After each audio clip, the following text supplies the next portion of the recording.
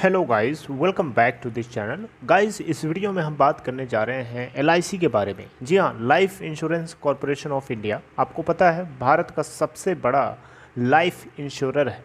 इसके बारे में हम बात करेंगे। एलआईसी ने अभी तक 65 सालों में वो चीज़ करके दिखाया है जो अभी तक इन्होंने नहीं किया था। जी हाँ, फर्स्ट टाइम है 65 इयर्स के टाइम में, इतना बड़ा टाइम फ्रेम के बीच में पहली बार ऐसा हुआ है। आपको आइए बताता हूँ डिटेल में कि क्या एक्चुअली में सिचुएशन है। लेकिन शुरू करें उससे पहले आपसे रिक्वेस्ट करूँगा कि अगर आप इस चैनल को फर्स्ट टाइम देख रहे हैं तो प्लीज़ सब्सक्राइब करिए और बेल आइकन को हिट कर लीजिए ताकि हर वीडियोज़ की आपको नोटिफिकेशंस मिले और आप सबसे पहले उसे देख पाएंगे। ऑलराइट, सो आप देखें यहाँ पे तो आपको दिख रहा होगा एलआईसी। जी हाँ, life insurance corporation of India. ठीक है, it booked 37,000 crore profit from share sale. Actually में क्या सिचुएशन है आपको अच्छे से समझाना चाहूँगा। देखिए, शेयर सेल से यहाँ पे इनको प्रॉफिट हुआ है, इसका क्या मतलब है।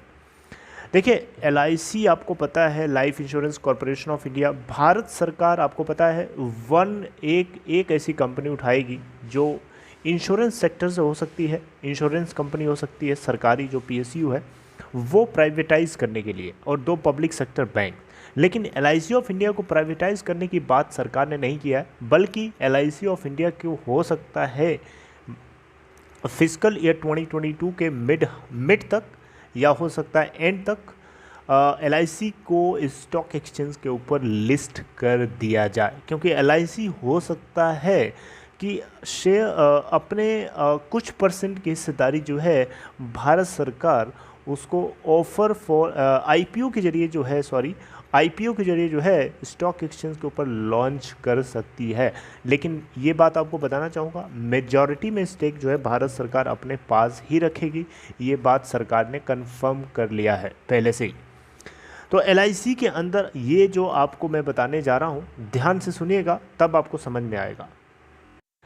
देखिए, LIC of India life insurance corporation of India ने 37,000 करोड़ का नेट प्रॉफिट बुक किया है फिजिकल ईयर 2021। फिजिकल ईयर 2021 का मतलब क्या हुआ, 2020-2021 का जो सेशन पास ऑन हुआ है उसके अंदर इन्होंने शेयर सेल के माध्यम से 37,000 करोड़ रुपए का नेट प्रॉफिट बुक किया है।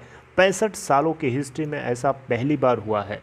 और ये जो जंप हमें देखने को मिल रही है प्रॉफिट में, ये हम अगर प्रीवियस फिजिकल ईयर्स के कंपेयर करें, यानी फिजिकल ईयर 2020 से कंपेयर करेंगे तो 44.4% की सीधे जंप है।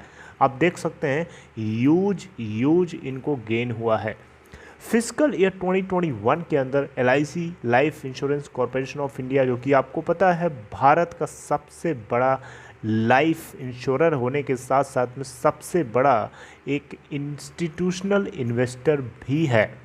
तो फिजिकल ईयर 2021 के अंदर एलआईसी ने जो टोटल परचेजिंग करी थी शेयर्स की, वो 94,000 करोड़ रुपए की करी थी, जो कि अभी तक का सबसे हाईएस्ट अमाउंट है जो इन्होंने इन्वेस्ट किया था।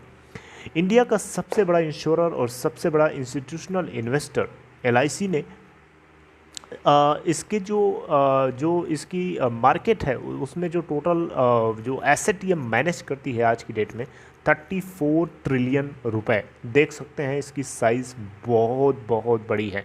और अगर ये स्टॉक एक्सचेंज के ऊपर लिस्ट हो जाती है तो मार्केट कैपिटलाइजेशन के बेसिस पे नंबर 1 कंपनी होने वाली है, रिलायंस इंडस्ट्री को पीछे छोड़ देगी है। ठीक है, तो आपको बताना चाहूँगा भारत सरकार की सबसे बड़ी फाइनेंशियल बैकर के रूप में एलआईसी को देखा जाता है। Life insurance corporation of India Bharat सरकार के लेफ्ट हैंड के रूप में उस जगह उभर के निकलता है जहाँ पे कोई कंपनी डूब रही होती है, उसको बचाना होता है। फॉर एग्जांपल, आईडीबीआई बैंक का आपने नाम सुना है। आईडीबीआई बैंक सरकारी बैंक था, लेकिन जब डूबने लगा था, जब लोगों को सरकार को लगा था कि सरकार को बचाना चाहिए, उस केस में सरकार यहाँ पे एलआईसी अपने लेफ्ट हैंड के रूप में यूज़ करती है और मेजॉरिटी स्टेक उस कंपनी के अंदर बाइंग करने के लिए एलआईसी को कहा जाता है और एलआईसी उसके अंदर मेजॉरिटी स्टेक ले लेता है और फिर उस कंपनी को संभाला जाता है। तो आईडीबीआई बैंक आज की डेट में अगर एग्जिस्ट कर रहा है तो मान के चलिए एलआईसी की ही देन है। राइट। तो एक तरीके से सरकार का एक फाइनेंशियल बैकर है। आपको बताना चाहूँगा ये जो शेयर सेल हुई है इसका मतलब ये बिल्कुल नहीं है कि स्टॉक एक्सचेंज के ऊपर एलआईसी को पहले से लिस्ट किया गया है और उसके शेयर्स को सेल कर दिया गया, उन्होंने शेयर्स, ऐसा कुछ नहीं है। एलआईसी को स्टॉक एक्सचेंज के ऊपर अभी लिस्ट नहीं किया गया है, लेकिन आने वाले टाइम में, आने वाले कुछ महीनों में इसको आईपीओ के रूप में लॉन्च किया जाने वाला है।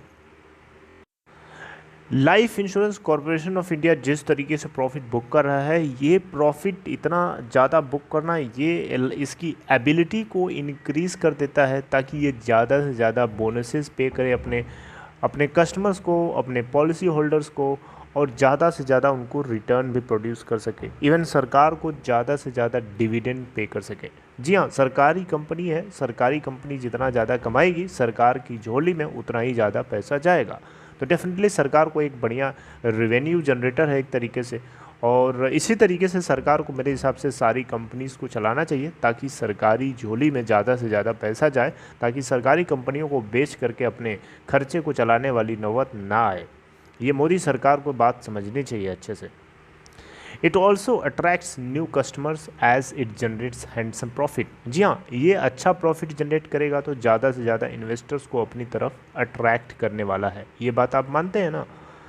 एलआईसी ने जितना भी प्रॉफिट बुक किया है ये एक इनके लिए, इनके इक्विटी पोर्टफोलियो का एक बहुत ही बड़ा एक टर्निंग पॉइंट बोल सकते हैं। यहाँ पे वो सेक्टर्स जिनमें एलआईसी ने अपने फोकस को हटाने की कोशिश करी है, यानी वहाँ से निकलने की कोशिश करी है, वो सेक्टर्स मैं आपके सामने प्रेजेंट करना चाहूँगा। जैसे कि इंफ्रास्ट्रक्चर का जो सेक्टर है, रियल एस्टेट का सेक्टर है, फाइनेंशियल सर्विसेज का सेक्टर हो गया, कंज्यूमर ड्यूरेबल का हो गया, ऑटोमोबाइल का हो गया, मेटल्स एंड माइनिंग का हो गया, हार्डवेयर, एंटरटेनमेंट सर्विसेज, ये सारे वो सेक्टर्स हैं जिनको कोरोना वायरस की वजह से बुरी तरीके से झटका लगा है, जिसके चलते एलआईसी ने अपना फोकस धीरे धीरे यहाँ से हटाया है। आप यहाँ देख सकते हैं एलआईसी ने कुछ इन्वेस्टमेंट कर रखे, जैसे यहाँ पे मैं आपको बताना चाहूँगा एलआईसी का जो इंफ्रास्ट्रक्चर सेक्टर के अंदर इन्वेस्टमेंट था 24,000 करोड़ रुपए का, उसको इन्होंने कम करके अब 4,100 करोड़ का कर लिया है। देख सकते हैं ये फिजिकल ईयर 2020 के अंदर 24,000 करोड़ का था, अब 4,100 करोड़ का रहा हो गया।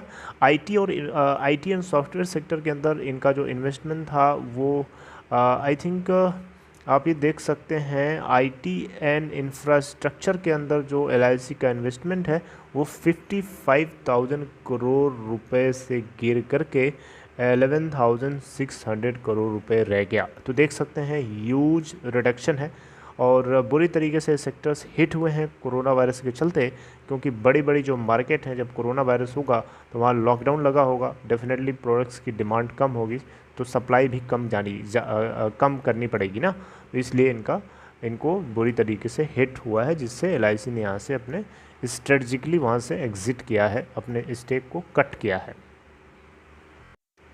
इसी तरीके से देखें तो फार्मास्यूटिकल इंडस्ट्री के अंदर एलआईसी ने यहाँ पे अगर आप देखें तो इन्होंने पैंडमिक की वजह से जिसको गेन देखने को मिला था, एलआईसी को अट्रैक्ट किया है और एलआईसी ने यहाँ अपना इन्वेस्टमेंट बढ़ा लिया है। 17,700 करोड़ पहले था और अब 37,000 करोड़ रुपए का नेट इन्वेस्टमेंट हो गया है। यहाँ पे अगर आप देखें तो एफएमसीजी प्रोडक्ट्स के अंदर जो जिसके अंदर भी जो है डिमांड जो है शॉर्ट अप हुई है, यानी बढ़ी है, जिसको लेके चलते एलआईसी को ज़्यादा इन्वेस्ट करना पड़ा यहाँ पे, यानी एलआईसी अपने इन्वेस्टमेंट को बढ़ाया है। Alright, so this is all in this video guys. I hope कि आपको इन्फॉर्मेशन समझ में आई। एलआईसी को यहाँ पे रिकॉर्ड प्रॉफिट हुआ है, इसका मतलब शेयर सेल से हुआ है, इसका मतलब ये नहीं कि शेयर सेल हुई है। यहाँ पे एलआईसी को शेयर सेल का मतलब ये है, एलआईसी एक बहुत ही बड़ा इंस्टीट्यूशनल इन्वेस्टर है, बड़ी बड़ी कंपनीज़ में इन्वेस्ट करता है, क्योंकि लोगों से इंश्योरेंस बेचता है और वहाँ से पैसे मिलते हैं इसको, और यहाँ से एक सरकारी कंपनी है, सरकारी जो झोली है, सरकार को डिविडेंड के रूप में अच्छा खासा पे करती है कंपनी। तो एक तरीके से आप कह सकते हो कि आने वाले टाइम में एलआईसी का जब आईपीओ लॉन्च होगा तो एक बहुत ही बड़ा अपॉर्चुनिटी होगी, बहुत बड़ी अपॉर्चुनिटी होगी लोगों के लिए, और एक सबसे बड़ी कंपनी के रूप में उभर सकती है market cap wise. Alright, so I hope you understood and I hope you like this video. अगर आपको ये कंटेंट अच्छा लगा, समझ में आया, सबसे इंपॉर्टेंट है, अगर आपको समझ में आया तो आप इसे लाइक कर सकते हैं, और डिस्क्रिप्शन बॉक्स में दिए हुए लिंक को क्लिक करके आप चाहें तो अपस्टॉक के अंदर अकाउंट ओपन करा सकते हैं। Alright guys, see you next time, till then. Take care.